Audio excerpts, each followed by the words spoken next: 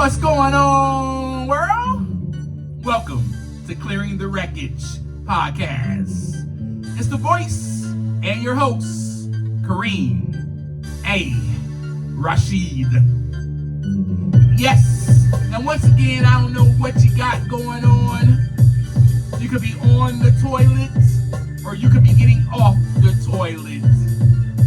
Hell, for all I know, you could be wiping your tushy. But all I know is that I'm ready, and so I hope that you're ready to clear the wreckage. Yes, indeed. What's going on with you today, my peeps? Let's go ahead and get started right away. You already know what time it is. What's up? Wreckage clearing community, my wreckage clearers, we are back. And excuse me, I had to clear my throat.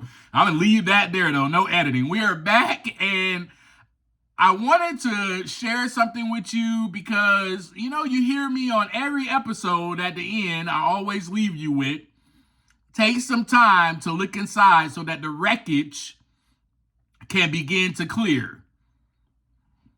And this is one of the reasons for that, because I learned how to practice rigorous honesty. And yes, that is what we're going to talk about today. We're going to talk about practicing rigorous honesty. Well, why, Kareem, that we're talking about that? Why?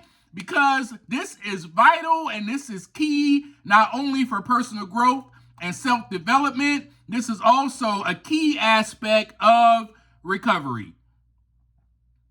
This is a key aspect of your emotional well-being. This is a key aspect to life in general as a mature adult. If you're still a kid, then you're probably doing kid things. You're probably walking around lying. But you can still be a kid in your mind as an adult. I'm already starting to preach. We just started this episode. Ooh, don't let me start with y'all now. But let me tell you a story, one that maybe you might be able to relate to. Or maybe not. But I was the youngest. Okay? And you guys probably already know this. And I was the so-called, the baby of the family. 3 girls, 2 boys, as a little kid who was seen as the one who could not do anything wrong. Oh, that's the baby of the family. Oh, he's so precious. He's such an angel. Yep. I protected that image at all costs. Yeah, okay, that's how y'all see me. That's how it's gonna be then. How many of us live like that? Be honest. We are practicing rigorous honesty today, and you probably have taken that with you, like me, throughout the course of your life. Oh man, I gotta protect this image. Everybody sees me as an angel, goody two-shoes, perfect little baby, angel, soft angel. So that's how I was looked at. And I remember one time I lied about something. Oh man, I got my butt tore up. I lied to my dad after he asked me a simple question. All I had to do was answer yes. Instead, I said, no, I didn't. And that got me in deep trouble. But most of us did that though, right? Most of us did that.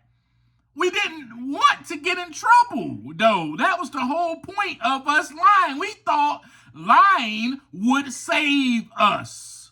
Yes. We thought lying would free us. Yes. We thought lying would keep us from trouble and out of trouble. Little did we know that it would do nothing but create more havoc, more trouble, more pain. And little did I know that it would create more pain and trouble than I could ever expect.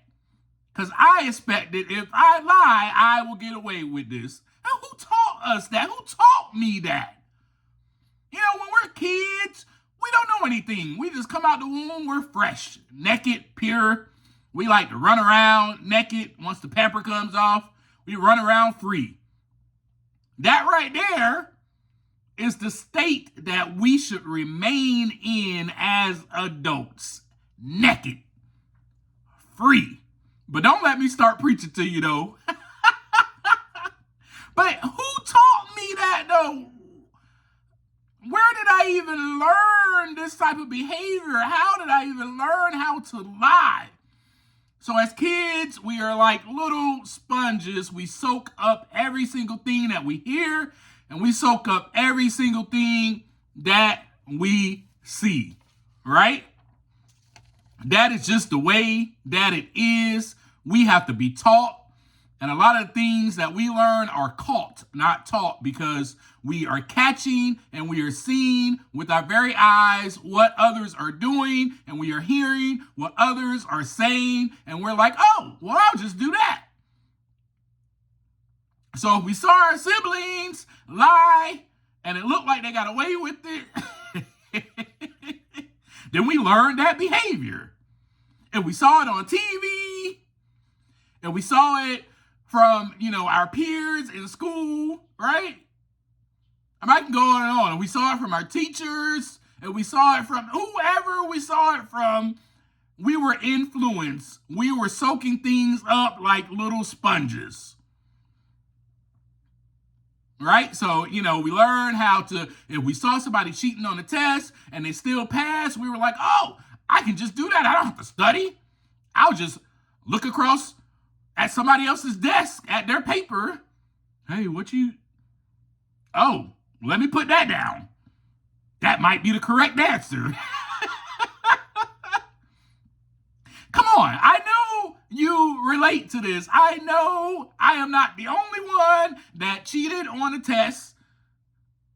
I know I'm not the only one that tried to be the little teacher's pet because I was goody two-shoes in everybody's eyes, remember?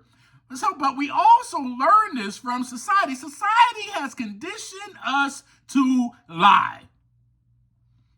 Society not only conditions us to lie, it advertises lies all day, every day. On the radio, on the TV, on the internet, social media. It advertises lies. If you do this, this will happen. Lie. Don't let me start talking about that, because this episode ain't about that. We might need to have an episode one day about how we have been so conditioned to lie by this society. Oh man, go to school, go to college, get your degree, you'll land a job, retire in 30 years. This is the American dream. And you're successful. Lie. Because they're not telling you that your Social Security income is going to be horrible. You're barely going to be able to live off of retirement. Well, guess I got to come out of retirement and start working again. Yeah. A big, fat, bold lie. Anyway, so as kids, we also mimic behavior, don't we? We see someone doing something and we're like, oh, I'll do that. We see somebody on the monkey bars, and they're doing it. We're like, oh, I can do that too. And we do it. We see somebody climb a tree. We're like, oh, I can do that. We mimic behavior. So if you're like me, if you had older siblings, you followed them pretty much wherever they went, and you did what they were doing. So lying starts early. So let me just give this as a prerequisite for this episode. Lying starts early. Deceit starts early. Even manipulation starts early. For me, it did, at least as a kid, right? I learned that if I threw a temper tantrum at at just the right time, that right moment, the right amount of temper, that I may just get what I want. Right? My mother was telling me no. No. Right now, she was telling me no. But if I just keep asking, maybe she'll cave. Maybe she'll give in. I know you did that. I know I'm not the only one that did that. Oh, wait, if I say please 10 times in a row, maybe I'll still get what I want. If I say please with a certain tone, inflection, and fake cry, maybe I'll just get what I want. If I pull on the tail end of her shirt while we're in the grocery store enough times, Ma, if I say her name over and over, Mom, if I say Mommy instead of Mom, I may just get what I want. Come on now. I know I'm not the only one that did this as a kid. Go back and reminisce on your childhood. You started lying at a very early age. You started manipulating at a very early age. You started deceiving people at a very early age. You started cheating at a very early age. You started stealing at a very early age. I used to go to the store and I took so much candy from the store and walk out. You learned this behavior because someone else did it and you thought, oh, they are getting away with it, then I can do it too. My point is that these are the things that we learned. This is behavior that was learned. Now we must unlearn it and we must grow up. We must become adults. And as a mature adult, you know that lying or deceiving or cheating or manipulating, it's not how a mature adult behaves. You know that. It is childish. Let me just keep it 100 with you. It is childish. You are still being a kid if you are still walking around lying and deceiving and cheating and manipulating. You're a freaking kid in an adult body. Grow up. My friends, it is time to put away childish ways and stop lying and tell the God honest truth. Nothing but the truth. So be it. You stand before a judge,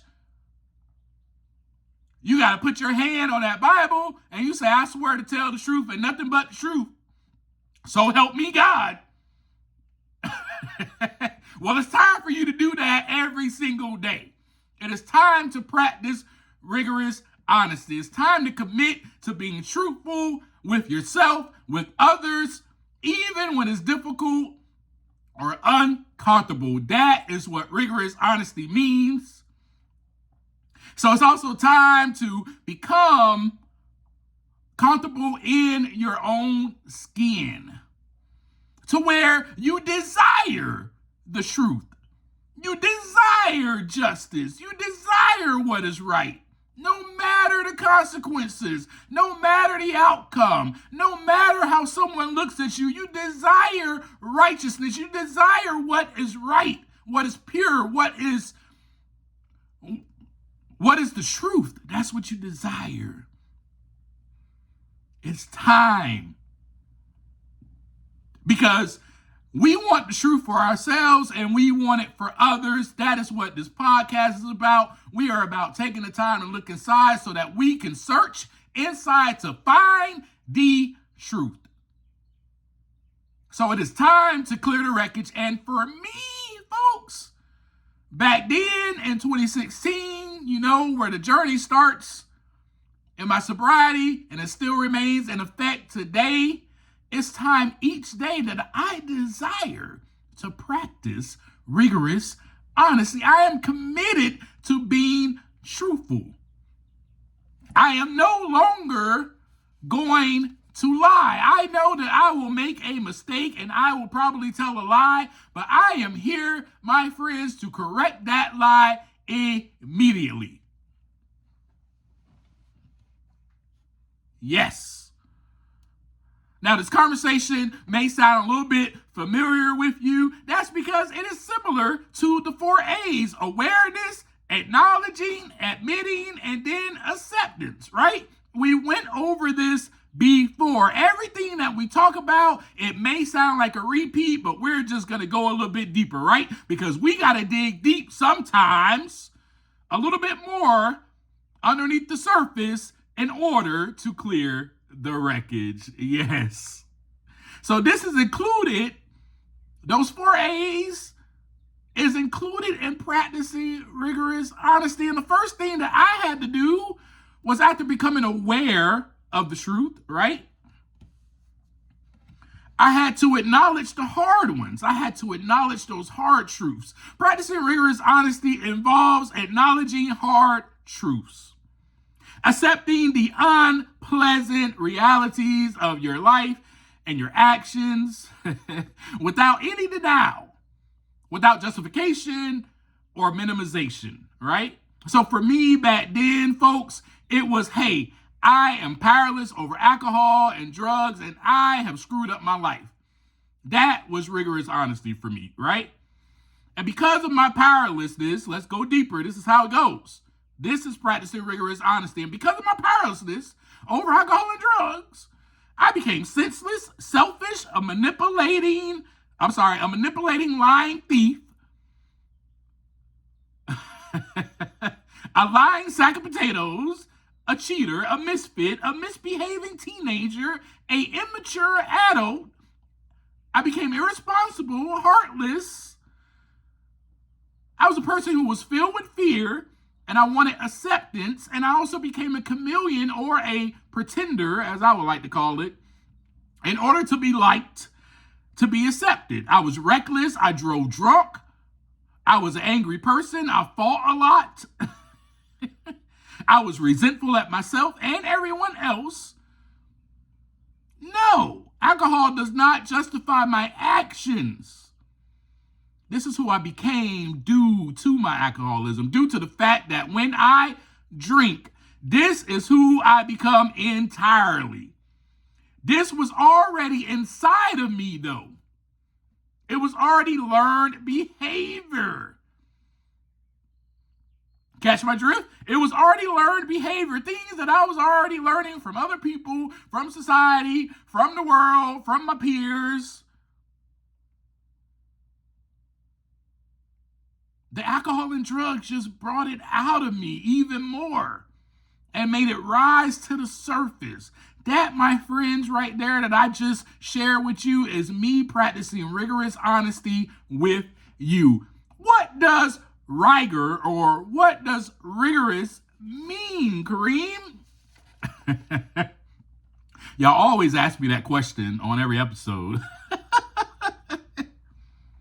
The word rigorous simply means severely accurate or exact. So in order for me to recover from drugs and alcohols, I had to and still have to be rigorously honest. I have to be severely accurate and exactly honest. Exactly honest. That means no white lies. That means no half truths. That's what that means. And this, my friends, is a cornerstone of recovery. Now, if you're not like me and you're listening to this and you're not in recovery and you're not in a 12-step program, that's fine, because I think personally, this is a key to personal growth and development. And it is also a key to freedom. This type of honesty, my friend, starts from within. That is why on every episode I say take the time to look inside so that the wreckage can begin to clear. You cannot know anything about yourself until you look inward. Whoo! 9 times out of 10, you got people all throughout your life telling you crap about yourself. Telling you all these things about yourself, right? They may be telling you some good things about yourself, and they may be telling you some bad things about yourself. And those bad things, you're probably in denial and you don't want to hear it. You're like, whatever, that's not me. But they're telling you these things. But because you don't want to take the time to look inside, the wreckage will always be there. Hold on now. Don't let me start preaching to you. The wreckage will always be there until you take the time to look inside. This type of honesty starts from within, a thorough and honest inventory of not only your thoughts, but your feelings, your beliefs, your motives, and I'll even add on your perceptions and your viewpoints, because our perceptions and our viewpoints are tainted and they're screwed up. This may even mean becoming a little uncomfortable to receive comfort, looking at the ugly and or the wreckage, as I would say, and clearing it out. Now, let me just state to you that this is a process. There will always still be scraps. There will always still be leftover wreckage after the accident scene. Can't get it all up in one day. This, my friends, takes commitment. But are you willing to grow? Are you willing to commit to being rigorously honest so that you can receive freedom? So in the 12-step program, right, this is vital and important. It is even so important that in the literature, it even states, and I'm going to paraphrase this, that those who do not recover are the ones who are incapable of being honest with themselves. And that's a paraphrase because it goes a little bit deeper than that. You will not, I'll take it even deeper. You will not grow. You will always be the same person, and you will be stuck in this life in bondage if you are incapable of being honest with yourself. You won't even grow in your own relationship with yourself, which is the most important, and you will have the worst relationships with people if you continue to be incapable of practicing rigorous honesty. My friends, I am sharing this with you, my experience with you and my journey with you, so that you can take a little bit of this experience from me and you can add a little bit of this into your life and start practicing it so that you can develop a healthy relationship with yourself and a healthy relationship with other people. Ultimately, so that you can grow and evolve and become a mature adult, and you can become free, and you can fly like a butterfly, like I am right now. Yes. This also involves accountability, my friends. You have to learn how to take responsibility for your own actions. There's so many of us out there that don't want to take responsibility for our own actions. I was one of them. I was one of them. Let me tell you, I was one of those people. I used to steal from people all the time. And I will not admit it. No, it wasn't me. It was Joe over there. Yes. Yes.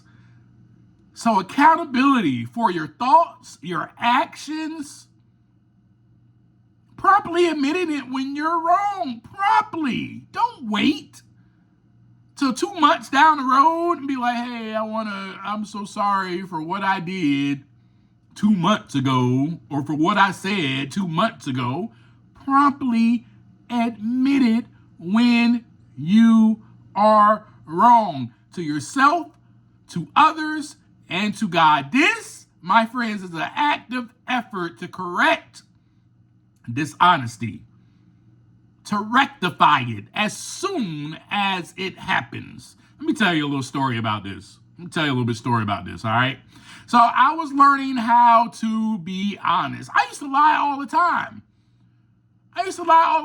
To the point where it just rolled off my tongue. I had to know these certain things about myself, but I didn't.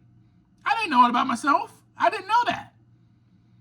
So one time I lied to one of my friends We were on the phone, and he asked me a question, and I don't even remember what I said, but it was a complete lie.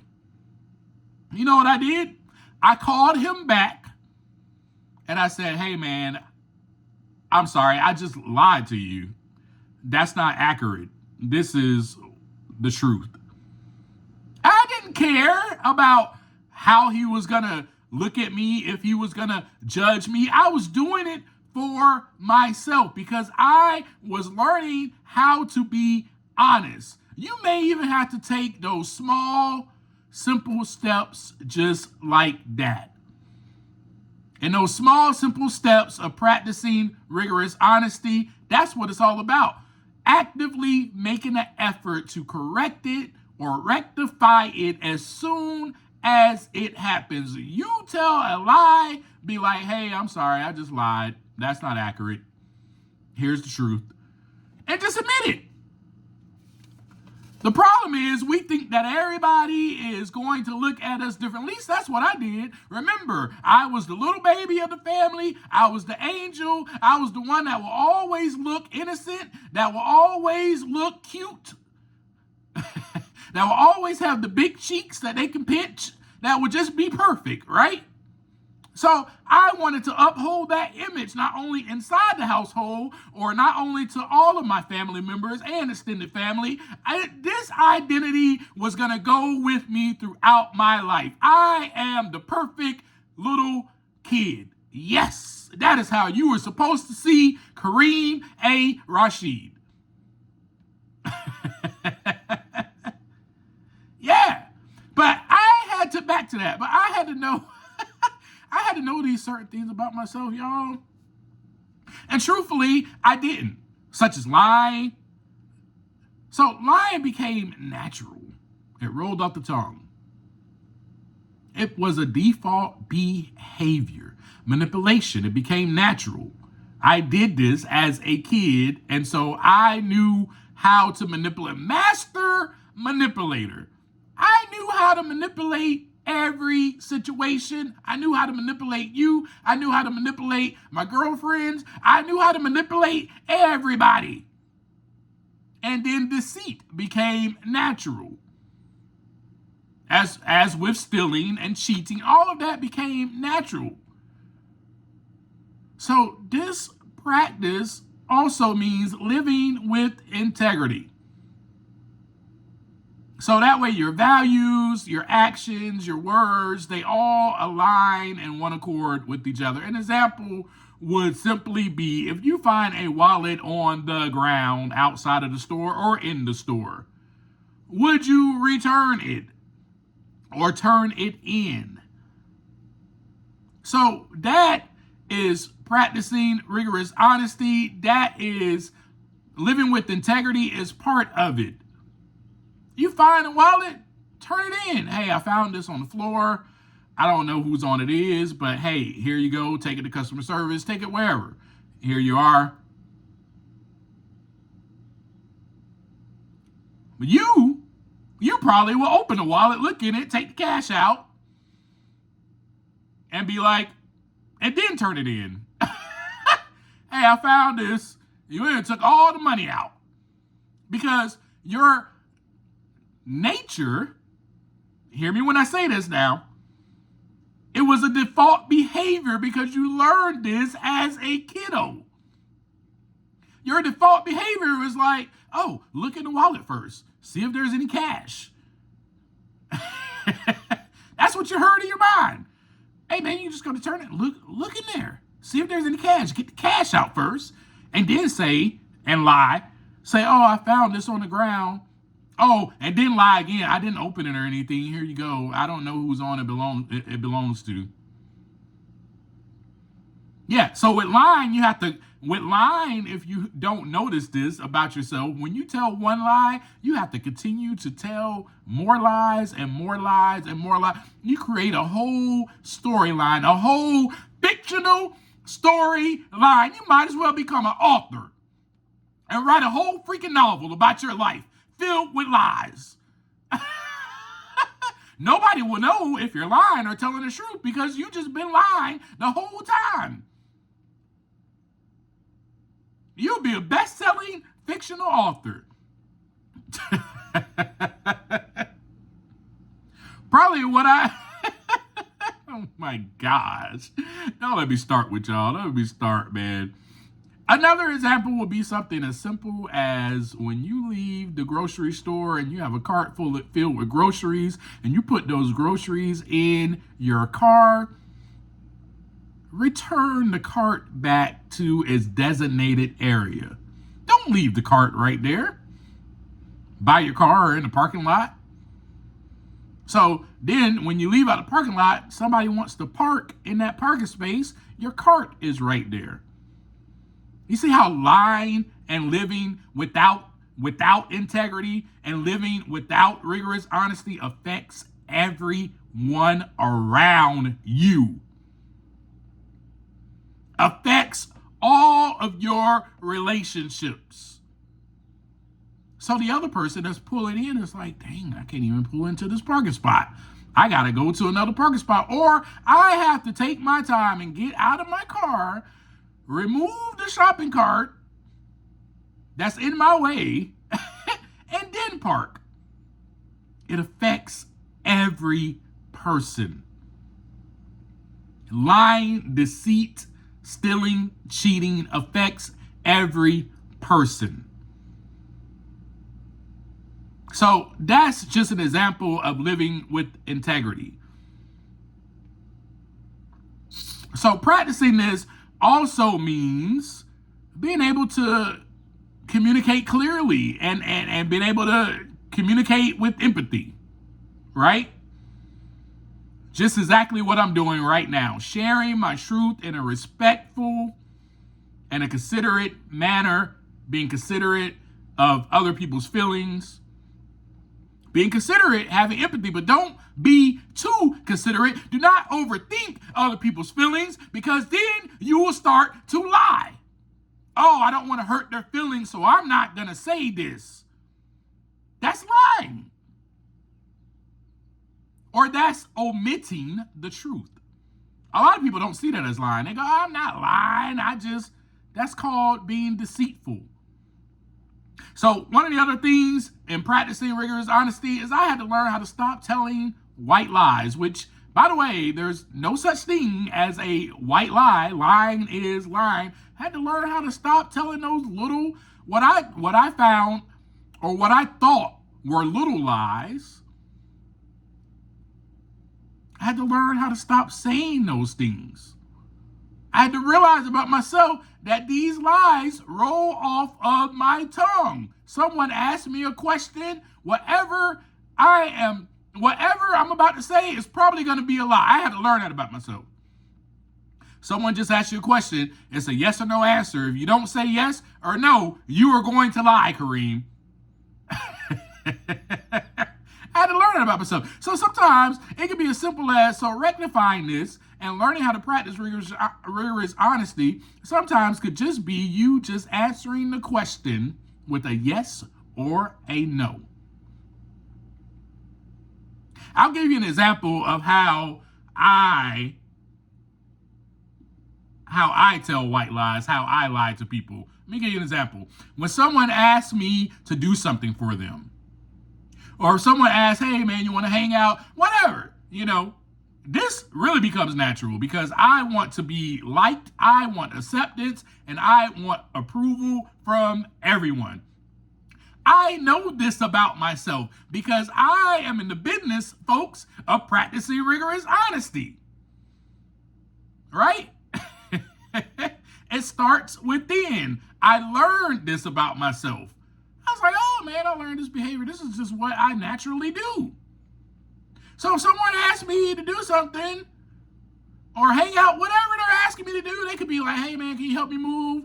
You know what? Instead of just saying no, I'll be like, well, I don't know. Well, I have this to do or that to do when I ain't got nothing going on.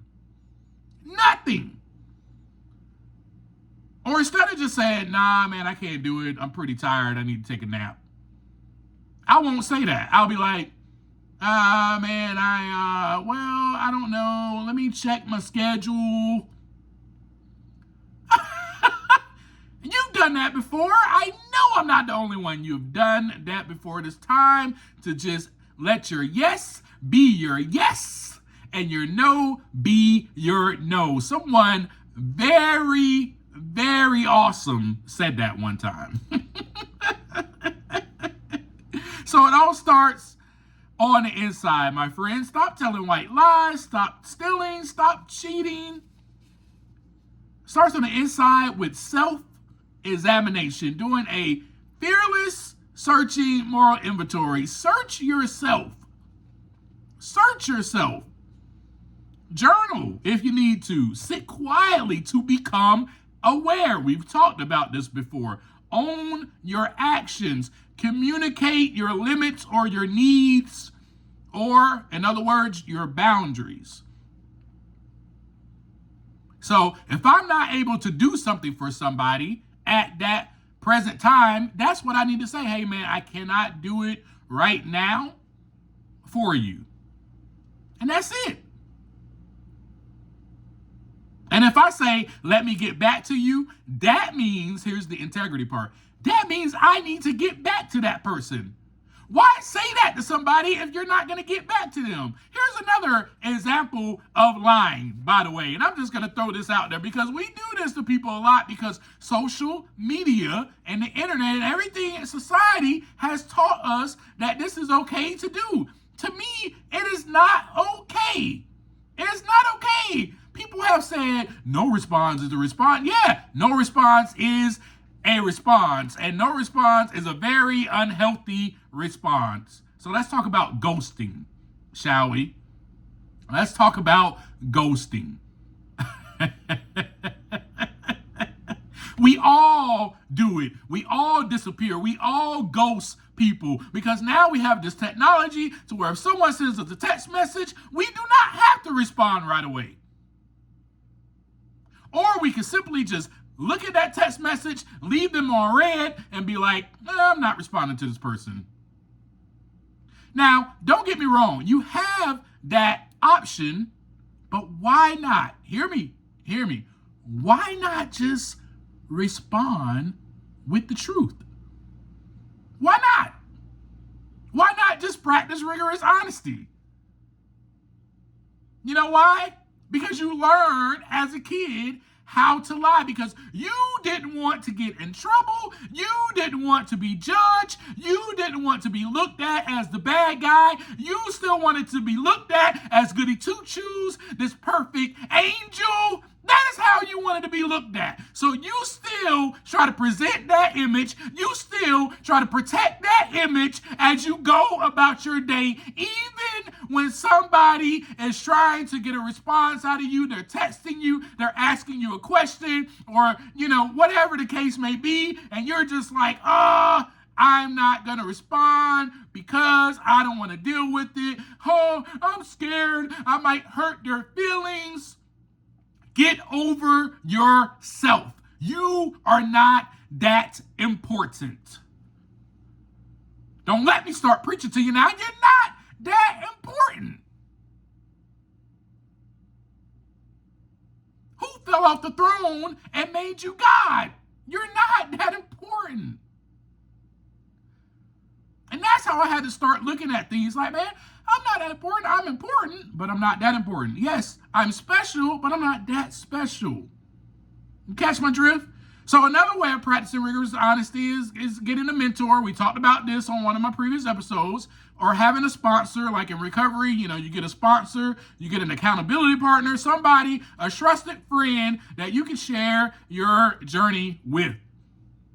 Stop lying by correcting the small lies immediately. Practicing this builds an authentic relationship with who? With yourself. With yourself first. This is the freedom that I'm talking about, my friends. It builds an authentic relationship with yourself first, then with God, then with others. And lying all the time is so stressful. You don't want to live with this type of anxiety. That's why you're anxious all the time. That's why you're worried all the time, because you're sitting here and you're worried about what everybody thinks. Oh, well, let me lie. And then you tell a lie, and then you got to create a whole storyline. Because you got to keep up with the lie. You got to keep up with it. I mean, there's been plenty of times in my life that I lied, and then I had to keep up with the lie. I had to create a whole fictional novel, a whole fictional narrative to give this other person so that they can believe me. I'm telling the truth. I promise I am telling you the truth, knowing that I am telling you a bold-faced lie. How ridiculous is that? How immature is that? It's so immature. And the only issue that I had was with myself. I did not accept myself. That's the issue that you have with yourself. You're judging yourself. So you're like, oh, I'm afraid of being judged. It's because you're judging yourself, because you know that you are doing something wrong. So, of course, the judgment is right there upon you. Do not judge, lest you shall be judged. That's what that means. Dude, judgment is already upon you because you're doing something wrong. And you know it.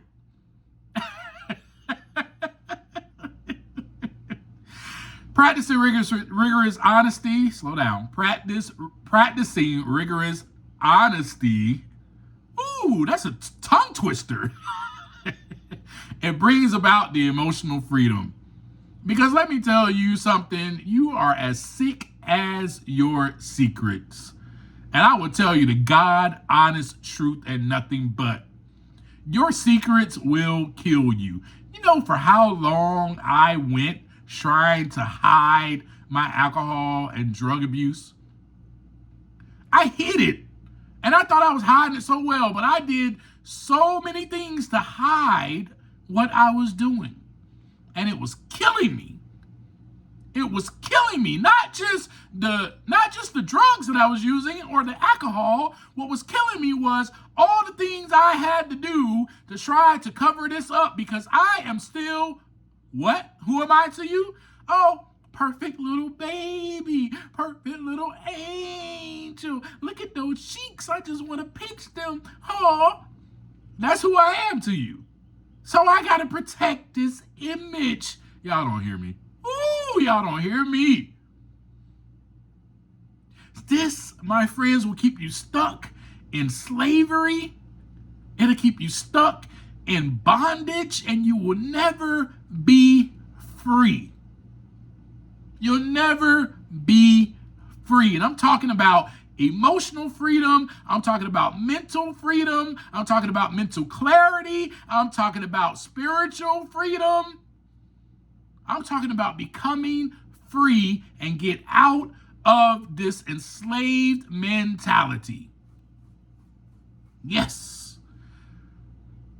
So by practicing rigorous honesty, this also builds up a resilience, a bounce back effect very easily, because you learn how to handle or cope with difficult situations in an effective manner, not escaping anymore. So the whole ghosting thing, escaping, or not responding, escaping, or hey, can you do this for me? Nah, well, I might, let me check my schedule. Oh, I'll get back to you, and not getting back to them, escaping.